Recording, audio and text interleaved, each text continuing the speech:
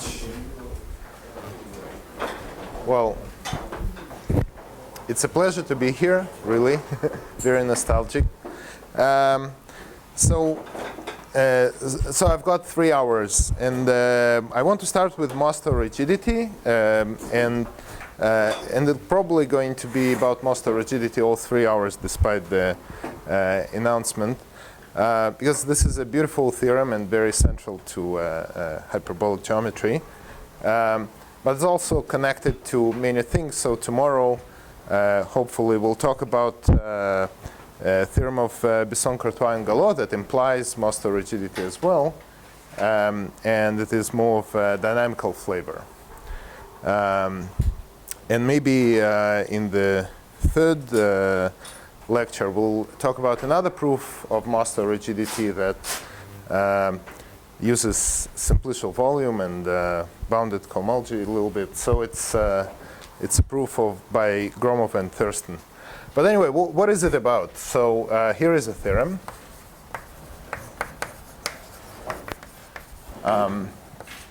So let M1 and M2 be two closed,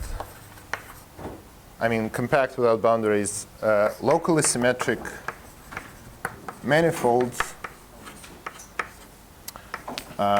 of dimension greater or equal than 3. And let's assume that M1 is homotopy equivalent to M2.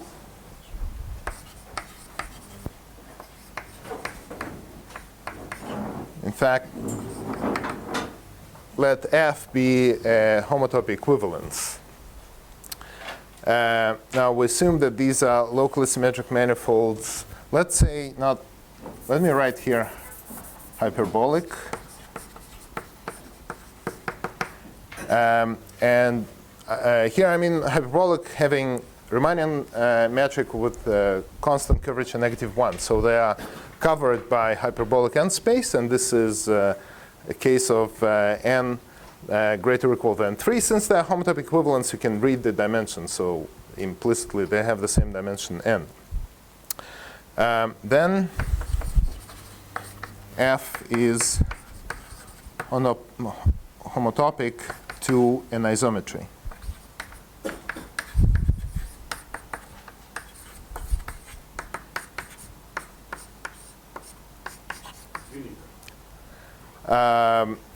Well, not really unique, but you can move a little bit. But so this is a fantastic theorem. First of all, it's wrong for dimension 2.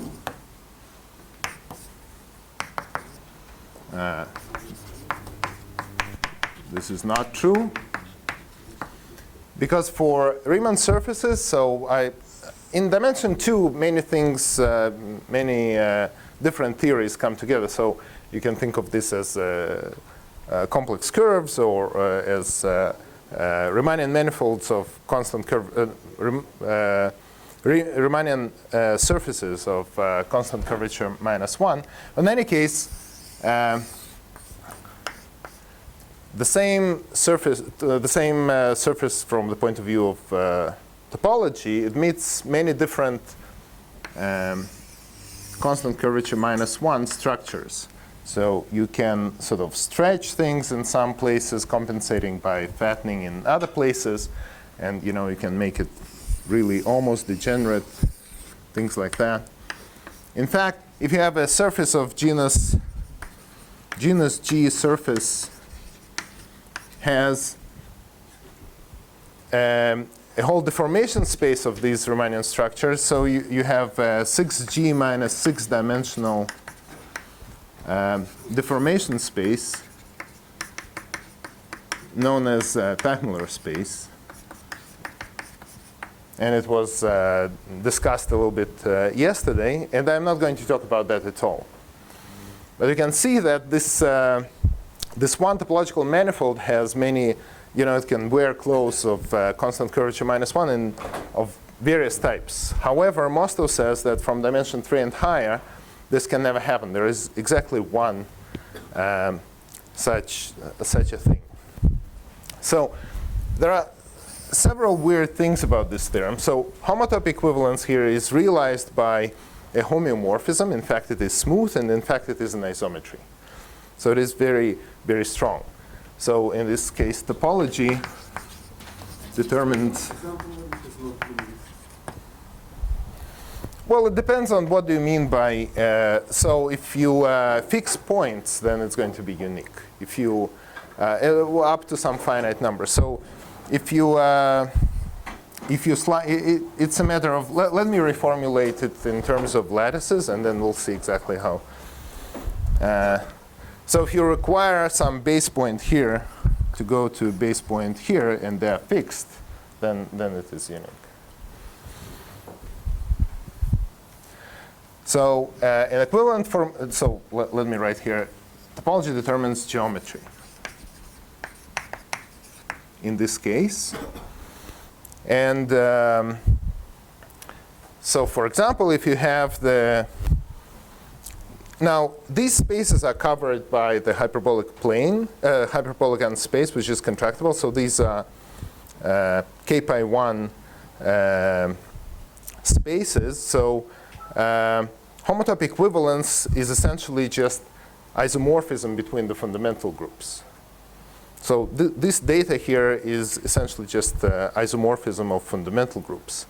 Fundamental groups of these compact manifolds is just something that can be written by generators and relations that are finitely presented. So you have something, you have some data, combinatorial data or abstract group data, and from that you can compute everything about the geometry of these manifolds. So for example, you have the volume is an invariant. Volume of M is an invariant of pi 1 of M, assuming that M admits such a structure. Okay, this is really pretty cool. Let me maybe say a few things about that. So. Okay, I'll come back to this in a minute, but I want to formulate the same statement. So Mostow in a group form. Yeah. So the same in group form. So these manifolds are covered by Hn. So therefore, if you have let me just maybe write it. So let G be the group of isometries of the hyperbolic n space, and here n is greater or equal than 3. What this is saying is that if you have gamma 1 and gamma 2, two subgroups of G, and they are uniform lattices. So lattice is a discrete subgroup of finite covolume, but let's concentrate on uniform ones. That means a discrete subgroup such that the quotient G mod gamma is compact. So I want to say that this theorem says that any isomorphism of abstract groups, gamma 1 to gamma 2, let's see, pi, extends to an automorphism of G. So this is a group theoretic statement here. And how do you see the connection? So if you look at M1, so this is this hyperbolic n manifold. Its universal cover is Hn, because locally, you lift the metric from M1 to the universal cover. It's a local thing. The curvature is still constant curvature -1. You have a complete manifold of curvature -1, which is simply connected. This is there is only one like that. It's the hyperbolic n space. So there is this covering here. Now, the fundamental group of pi 1 of M1, well, it was anyway. It acts by deck transformations on the top, so you get that this embeds into the group of isometries of Hn, right? By translating things. And this embedding is actually discrete because there is this nice fundamental domain here that comes from choosing some cross section, but at least there is some open piece here that moves around disjoint from itself. But actually, this action is also co-compact because this quotient manifold is compact. So this is discrete and co-compact subgroup, which is exactly uniform lattice.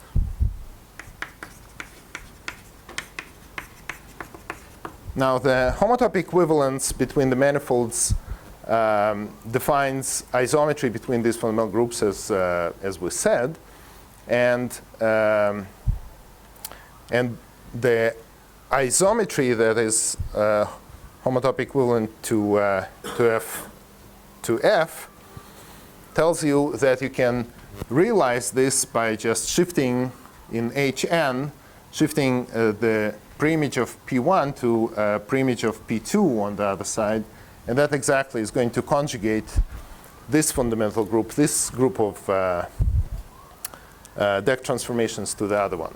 So I'm trying to say that this theorem implies that theorem. The converse is also almost true. If you have two uniform lattices, or if you just have, there is kind of a correspondence between uniform lattices and compact manifolds, except that there is a little caveat. So Hn, G acts, the group of isometries, acts transitively on Hn, but not simply transitively. It has a stabilizer. So the stabilizer is maximal compact in G. So you have that this thing is G mod K. Now I'm not sure which way I'm going to. OK, let me write this way. OK, and so if you have a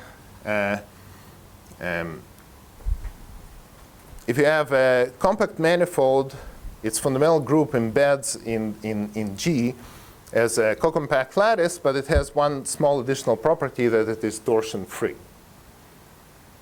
But general uniform lattice doesn't correspond to a manifold. If you're trying to divide, so here M is going to be G mod K mod gamma. If gamma in G was uniform lattice, you are trying to form the corresponding quotient manifold. This thing is not always a manifold. If gamma has torsion, then this finite subgroup of gamma is going to have a fixed point, and around that fixed point you're going to have some kind of singularity. So this is not going to, in general, this is not going to be a manifold, but rather an orbifold. Yet one can resolve this difficulty by passing to a finite index subgroup. And I'm not going to discuss this, but the thing to look at is called Selberg's lemma. That says that any linear group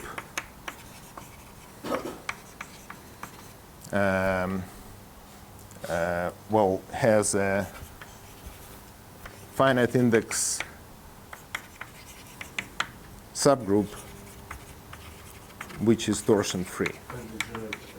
Yes, so if you put here finitely generated in characteristic, no, I think under finite generation this works in any characteristic, I think. But this is aside. So this theorem is slightly stronger than the version that I put up there.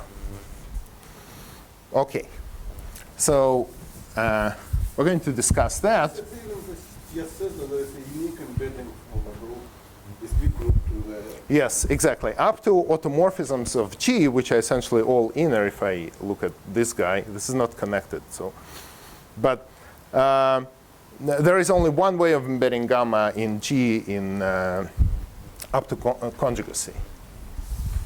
While in SL2R, this is very much not so. Yeah, discrete co-compact. Yeah, there are only one embedding which is discrete co-compact. So you can extend, like you can do on the Yes, if you take G to be this, isometries of HN. But if you work with SON1, there is some index 2 noise here, orientation reversing automorphisms. Okay, now this theorem is actually true. I mean, maybe the way I put it there. It is actually true.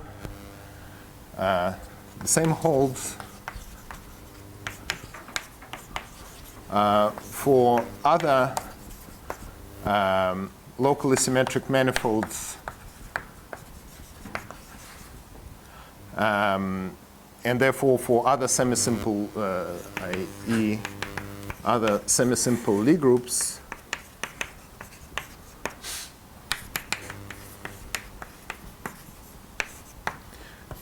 So if you have isomorphism between two lattices in G, then, and these are lattices, then any such isomorphism extends to an automorphism of G. But I don't want to write it carefully because there are several steps in this statement that I'm kind of skipping. So first of all, this is true, as I said, for lattices in simple Lie groups. And we need to rule out SL2R that has these Riemann surfaces in it where this is wrong. But if you rule out SL2R, then this theorem is true. Okay, I didn't state it, but it continues like this. Sorry? You should cut the factor. Okay, if it is simple and not compact, then you don't need to do it. If you are semi-simple, so it allows products of simple factors, then you need to disregard the compact factors. And in that case, you also need to assume that the lattices are irreducible. That means that they are not, up to finite index, they are not products of pieces. Because otherwise, you will run into examples where you have SL2R times SL2R as your G. And you can have a surface here times another surface there, and each one of those can be deformed.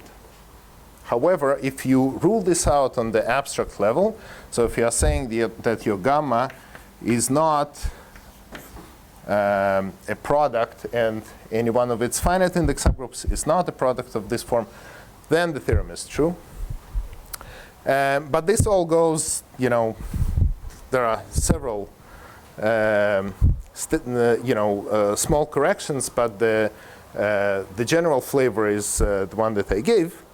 I want to concentrate on rank 1 cases. So hyperbolic n space is an example of rank 1 family.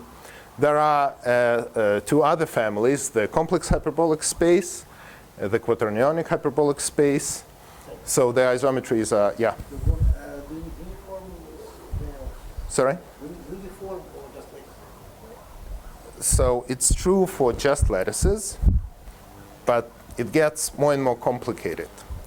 So let me, yes, it's also true for nilpotent groups by Maltsev long ago. One? And the Cayley, yeah, and the Cayley plane, which corresponds to F4. So the rank 1 families, yes. For rank 1, you have the groups, okay, up to, there are these guys.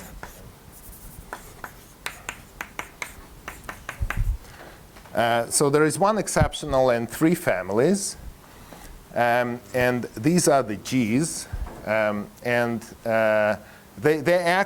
symmetric spaces are the real hyperbolic, the complex hyperbolic, the quaternionic hyperbolic, and the Cayley plane. What is actually around?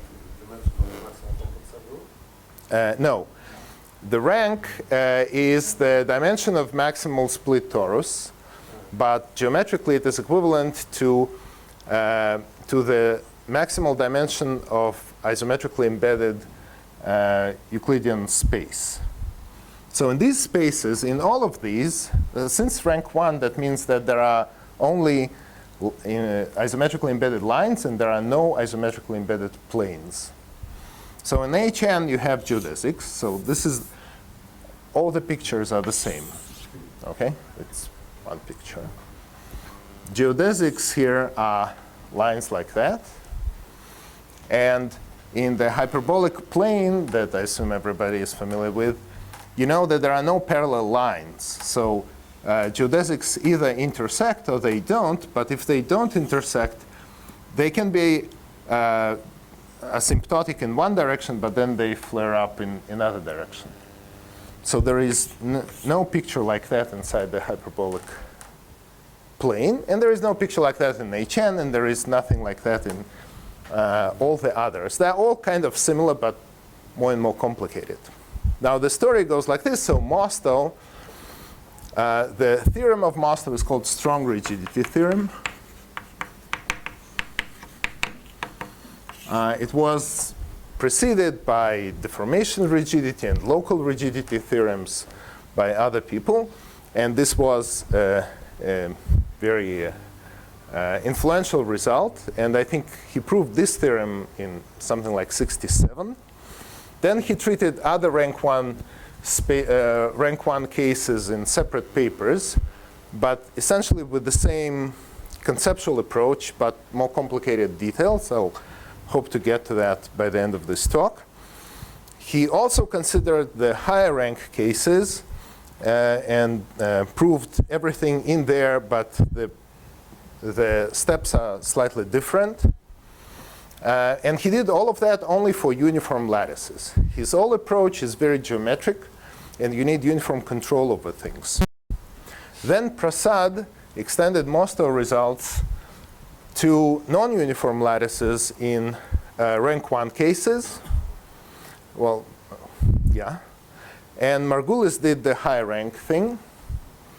But then very soon after, and this is some paper that he thinks people ignored, because too soon after that he proved a stronger theorem for high rank, which is called superrigidity. And I'm not going to talk about that here at all. But it's really a high rank phenomenon. So let's focus on rigidity, and I'll talk about these, well, actually about these, and I'll talk about the uniform case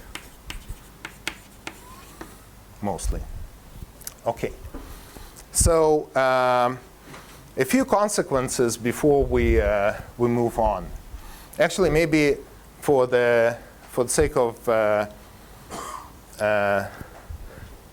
to see why, well, it's kind of tricky to see why n greater or equal than 3 matters, but it does. In n equals 2, everything is wrong. That's why Teichmuller theory exists.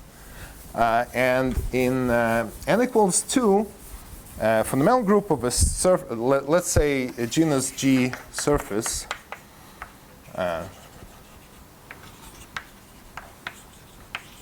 G here greater or equal than 2, it can be uniformized in many ways. That's the point of the statement. But you can write it as generators and relations. So there are 2 G generators, and there is a single relation, which is the product of commutators being equal to 1. And if you are trying to send this group into SL2R, which is 3-dimensional, because there are 4 entries and 1 equation for the determinant, you can count the possibilities. So you are trying to write A1, B1, up to AG, BG are going to be matrices. You're going to choose them. But then you need to satisfy this equation. Okay? So if you write this down, you see that there are 6G minus 3 possibilities. There are more variables than equations. You also want to divide by conjugation inside SL2R because things up to conjugacy don't matter, so you subtract another 3, and this is exactly the number of, this matches the actual flexibility in embedding the surface groups in SL2R as discrete co-compact subgroups. Because we ignored that matter, but this is true. Okay. Maybe a little more of the story about this. I mean, all of this is very important. N equals 3 is the most important case, most studied, because this has to do with 3 manifolds. You know, by now we understand very, very well how they are built after, you know, everybody, including Thurston, Perelman, and Egel. But there is an interesting picture. So as we said, the given gamma, or rather M, or homotopy type of M, you have this invariant which is called the volume. And here are some cool facts about this. So for n greater or equal than 4, there is, it's true that for every v positive, there are finitely many isometry types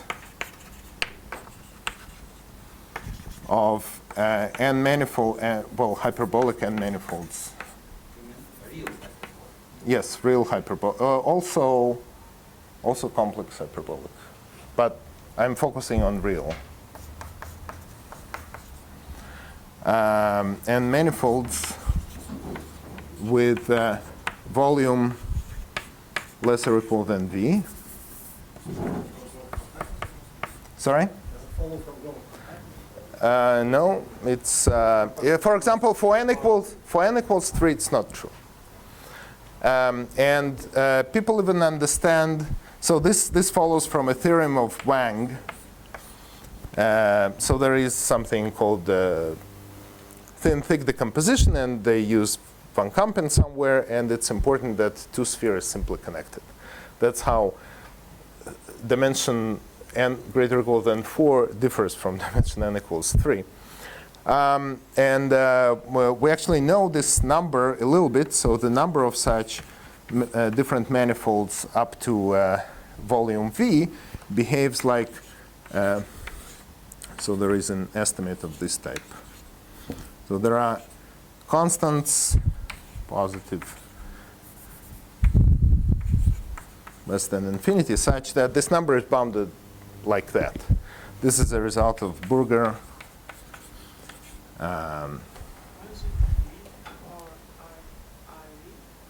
V to the power AV, so this is the bound on the volume, and you are trying to, so it grows super exponentially, but exactly like that. Burger, Gelander, Lubotsky, Moses. Sorry? A and B depend on N. That was the question, right? Yeah. I don't think we know the dependence on N. And the more precise asymptotic is not known. But there are many, that's what I'm trying to say. But this set of possible volumes is not discrete. It is discrete. Discrete. Up to V, there is a... Number of groups. Okay, but... Well, it's not really, I think it's like the upper chains but no lower chains. Something like that. This is for n equals 3. So for n equals 3, I mean, here it is really discrete. For n equals 3, the order has type omega to the omega. So they're discrete, then they accumulate, then they discrete, they accumulate. Well, V1, V2. And then there is this repeated kind of nested and so on. And the appearance of those has to do with appearances of cusps. So this stuff is, I'm just giving references for something that people might be interested in learning. So there is a seminar-Bourbaki by Gromov. You stop assuming compactness. Yes, but compactness, even with compactness, it has this type. But the reason for these is that there are cusps then can be filled in different ways. And how does it work for compactness?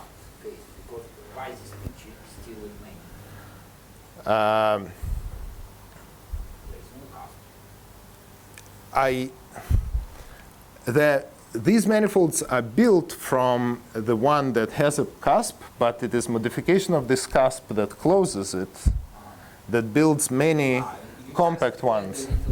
Yeah. So you drill out a torus and then you twist it and fill it out, and they prove that this still uniformizes. So there are just good names here, so I like writing them, Thurston and Jorgensen. So it's Gromov's seminar Bourbaki about work of Thurston and Jorgensen that probably didn't appear ever anywhere, but anyway, so no, his paper appeared, but I don't know about these. Like this is all kind of in Thurston's notes, you know. But I mean, the technology is well known and very well studied. This is the best. Thurston with 23 or 24 questions, and this. Oh, maybe he states it's right. And he puts reference to himself and to Jorgensen. I'm not sure if it is complete. But Gromov explains how it works. It's not very complicated. I mean, modulo theorems. Okay, now let's try to attempt a proof of this. So how does Mostow prove?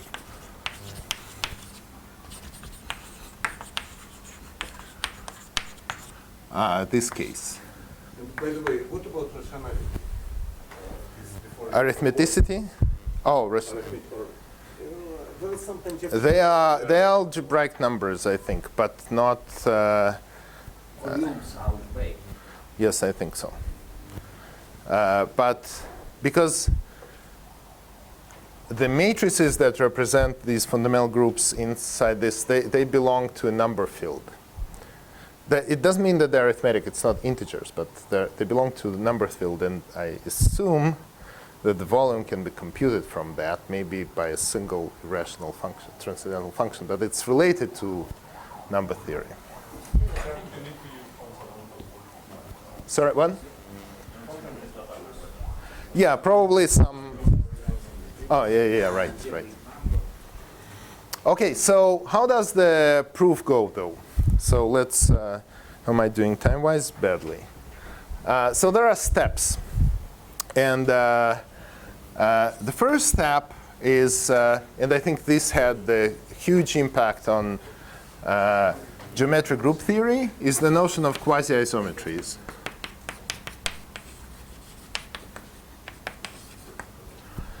So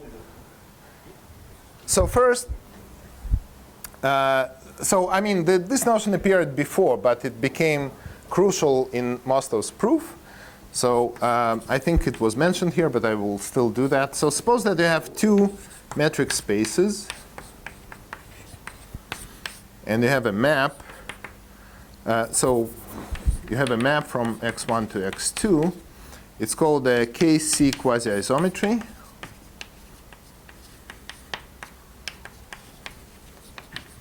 If, well, it doesn't distort distances too much. The D2 distance of images is bounded by the distance between the origins times multiplicative factor plus an additive factor, and bounded below by, this thing. So it is coarsely by Lipschitz. That's what it says. So you basically, it's like a Lipschitz map, but you want to ignore things that happen on small distances. We're not interested in differentiating things, not yet. It doesn't matter. Yeah, same C. Sorry. Yeah. No, you're right. A map with this property is called a quasi-symmetric embedding of x1 into x2. If it has an inverse of similar type, so that the two compositions are bounded in distance from identity, this is called quasi-isometry. Equivalently, I mean, instead of writing the inverse, I'll just say that if the C neighborhood of the image of x1 is x2. So I have these two conditions. This is kind of coarsely onto. So if you have a coarsely by Lipschitz map, which is coarsely onto, we say that spaces are quasi-isometric to each other, or Kc, if I need to keep track of these constants, quasi-isometric to each other, and this is a Kc quasi-isometry. Does it have to be electron bit? No, yeah, it can be really on small scale. It's,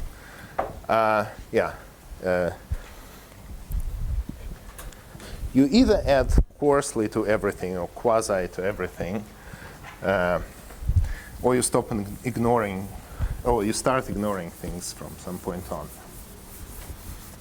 So here is a lemma. I think it's called the Milnor-Schwarz lemma. I mean, these are great mathematicians. They did more important stuff. But this is actually very easy. But it is, again, great idea. So if you have XD some metric space,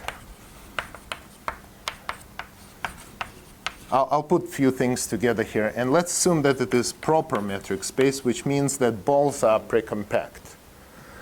And if you have a subgroup of isometries of XD, which is such that the gamma action on X is properly discontinuous, this is kind of free. What this means is that for every compact subset of X, the set of gammas such that gamma k intersects k, this set is finite. Okay. So if the action is properly discontinuous and co-compact, then gamma is finitely generated, and so a finitely generated group, you can fix some finite set of generators. Look at the Cayley graph. Should I say what the Cayley graph is, or no? And you get a graph, and in the graph you have the graph distance. So in other words, you equip gamma with a word metric coming from this finite generating set. So what I'm going to say is that then gamma with a word metric is Qi quasi-isometric to XD. So this is This isometry is exactly actional. yes. So it is given by just following an orbit of a point. So here is a space. Sorry, it's the same space. You have X, and you have the gamma orbit here. There are distances in X, and there are distances in the Cayley graph, like discretized something. And what this says is that you have a by Lipschitz estimate. Now, it's not very difficult to do those things. It's easier to do those when X is geodesic, which is our case. So if X is geodesic, you just look at X and gamma X connected by a geodesic. Since the action is properly discontinuous and co-compact, there is some compact set that tiles the whole space. It doesn't quite tile, but its gamma translates cover everything, and the overlaps happen only finitely many times because of proper co-compactness. And if you have this geodesic, you just follow from a point to point. And then you express these jumps in terms of the finite generating set in gamma. So what I'm doing, I'm not really proving it, but I'm kind of hand-waving you towards an argument that, in order to do it carefully, takes some time, but it is totally believable. Sold? Okay. Okay. So in any book on geometric group theory, this will be one of the first things they do. Now, what we have here is we have gamma 1 and gamma 2, which are isomorphic as abstract groups.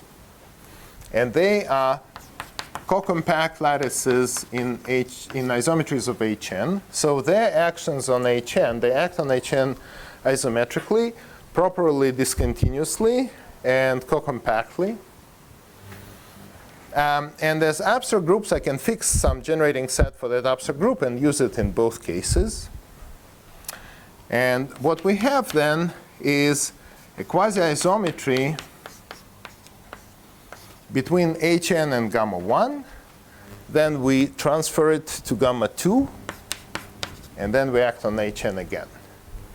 And we have this isomorphism between the groups represented or building for us a quasi-isometry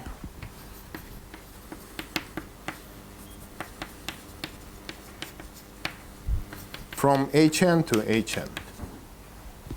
So this is the first step, and this is the first realization of things. So again, the notion of quasi-isometry is coarsely by Lipschitz, but there is this, on small scales, you don't want to do things too carefully. And this is what allows for, I mean, this is a good notion because this allows you to pass from continuous set to a discrete set in an easy way. So you have kind of one sort of tiling of Hn, you have another tiling of Hn. The algebra connects the tilings, and that gives you some map between Hn to Hn. Okay, this is the quasi-isometry. Actually, Mostow, so this proof is actually a whole book. So he goes into a little too much detail because he didn't use this notion. This notion came a little later. He built something which was by Lipschitz, also on small scales, and this was just, it takes pages, but it's not necessary for the rest of the argument. Who is the author of this Notion? I don't know, but okay, if you asked. So there is a small note of Margulis who actually explains Mostow proof in these terms, in some zametki or something. He sketches the proof, but I mean, he wasn't the first, he just wrote it down. One? Probably. I mean, all of these people deserve 95% of the credit for this each. So they, somehow it's. But Gromov certainly put it forward, this notion of quasi-isometry, and understanding groups up to quasi-isometries is a huge theme that was proposed by him as a research program. Anyway. How does one call nowadays quasi-isometry without an Coarse isometry? No. What Vadim means is k equals 1. Yeah, there is confusion in terminology. We might. There are other functions used. Like people who do quasi-conformal stuff, they call Yeah. there are not so many of them. So hold it, because when you'll tackle me then. So this is the first step. The second step is that quasi-isometry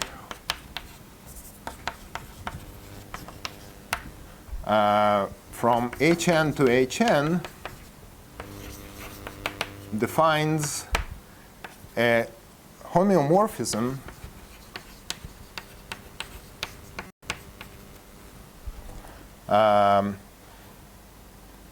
let's call it phi from the boundary of Hn to itself. Now, who is the boundary of Hn? It's n-1 sphere, right? I shouldn't be. So there is the hyperbolic space, and this we're actually drawing always the boundary of it. If you like the light cone, this n-1 signature n-1 picture, Then the hyperbolic plane lives here. It is one of these hyperboloids. Actually, both of them identified, or you can think of one of them. And the sphere at infinity are the rays. So you can identify points here with rays. And the sphere at infinity are the rays sitting on the cone. Things asymptote to that. So this is the view from the top of that picture, where SON1, is it okay? Can I, yeah. So what this says is that any quasi-geometry of Hn to itself defines a homeomorphism, but but in order for this to be helpful for us, we need equivariance. So here, when we built the quasi-isometry from Hn to itself, you can, from looking at it, you can see that this is essentially gamma equivariant.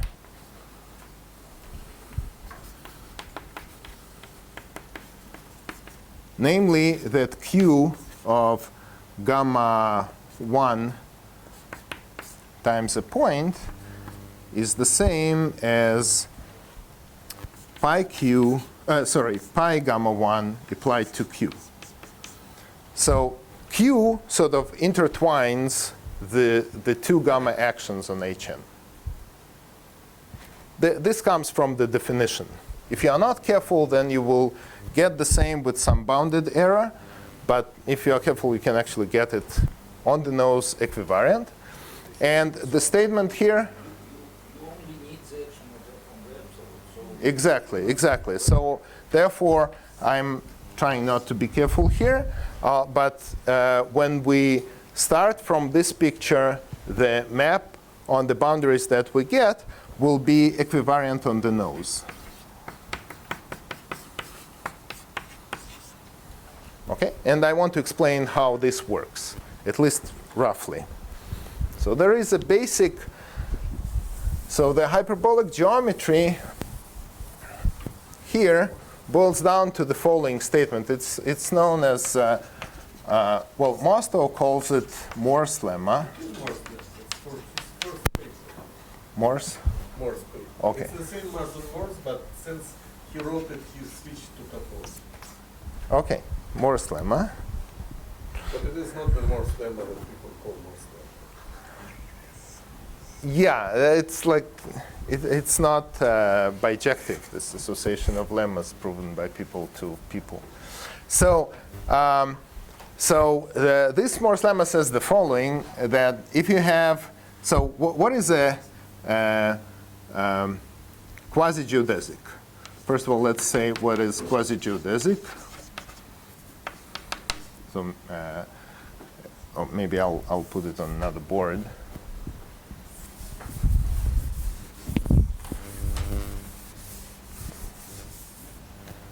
So there are quasi-isometries and quasi-isometric embeddings. And here is a definition. If I is an interval, so it can be a finite interval array or the whole real line, then a map from I to xd, which is KC quasi-isometric embedding,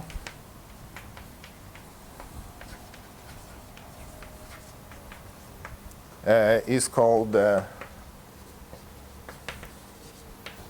quasi-geodesic ray, or KC quasi-geodesic ray.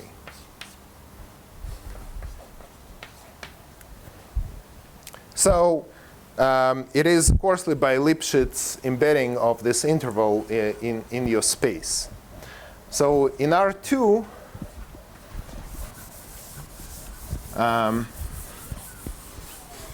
well, of course, geodesics are quasi-geodesics as well. But if you do something like that and then go for a long time and then drop down, so if you're using bounded slopes, this is a quasi-geodesic ray in R2. It can be rather crazy, right? I mean, I can decide going up or down with slope 1 or -1, longer intervals, shorter intervals. I can do a spiral. I can do a lot of things. However, Moore's lemma says that given n, and things are happening in Hn, for every k and c, there exists a d which depends on k, c, and n, such that any kc quasi-geodesic is at Hausdorff distance d, at distance d from a geodesic, well, okay, here can be ray or line, and here it will be accordingly ray or line. This is something that is easiest to see in a tree. Yeah. Yeah, so if you have a quasi-geodesic, sorry, if you have a quasi-geodesic in Hn, then there is a bounded distance from it. There is an actual geodesic such that they kind of fellow travel. I'm not trying to say that the time parameterization is the same, but just as sets. You can reparameterize the quasi-geodesic to keep it's called fellow travel, so that the distances between them are going to be bounded. Take the cylindrical neighborhood of your geodesic and apply the You should construct geodesic. This needs some. Yeah, so it needs a little bit. Oh.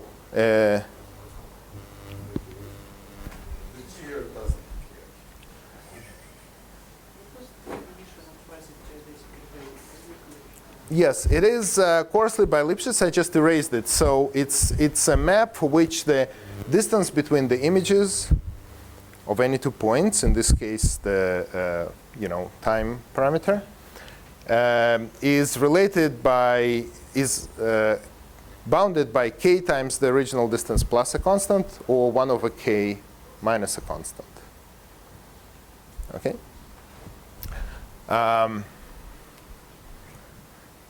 So let me maybe give a brief proof of this very quickly, and I'll continue tomorrow. So I think I'm a little.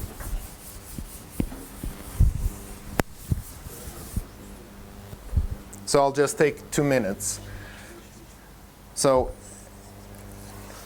in this lemma, by the way, works exactly the same for any delta hyperbolic space in the sense of Gromov. Here, instead of n, you are going to be using the delta parameter of Gromov. So it's essentially using small triangles. But the argument that I want to give here, a very brief one, is for geodesic things. And let's assume that my quasi-geodesic doesn't have the bounded constant. So I have some map which is by Lipschitz. So it's continuous map like this. And I'm just looking at some point r of t1 and r of at time a and r of time b, and I'm connecting them by actual geodesic, and I'm trying to bound the distance from this guy to this geodesic by a distance that depends only on k. Okay, I'll try to do that. So I have finite time interval first. And some k by Lipschitz map from an interval AB to Hn, R. And here is going to be this R star, which is the unique geodesic going from the initial to end point. So if you look at some distance, maybe call it L, and L neighborhood of this actual geodesic, well, we're going to choose L in a second. So if L, if my quasi-geodesic remains inside, there is nothing to prove. But suppose that it travels outside. I'm looking at these two times where I have x and y.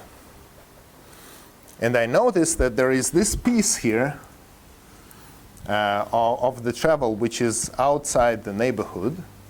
Okay, maybe call it R1. There's this piece. I'm going to project things by nearest point projection to the geodesic.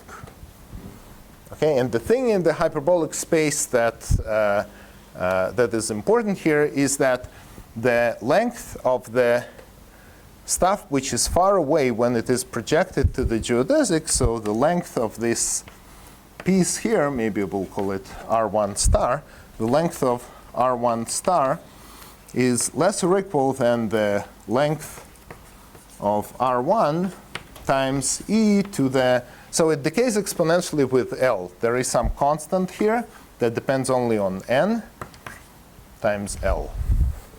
So there is exponential shrinkage of those things. L is this distance. It's the L neighborhood, I don't know. N neighborhood, okay. However, this distance is supposed to be, wait, what am I trying to say? This is,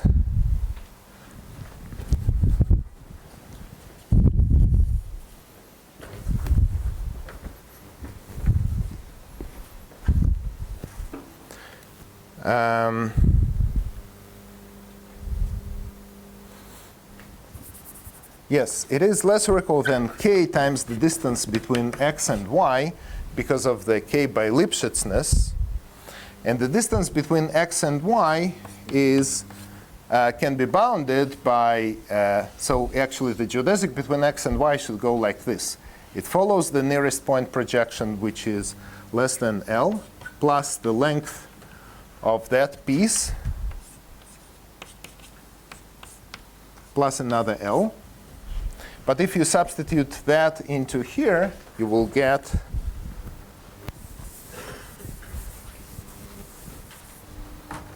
that the length of R1 star,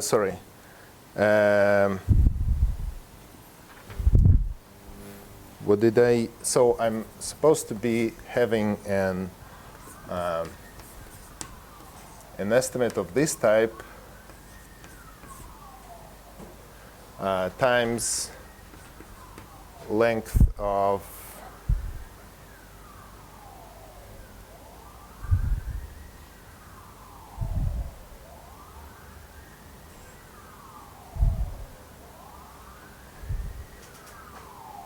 oh my God.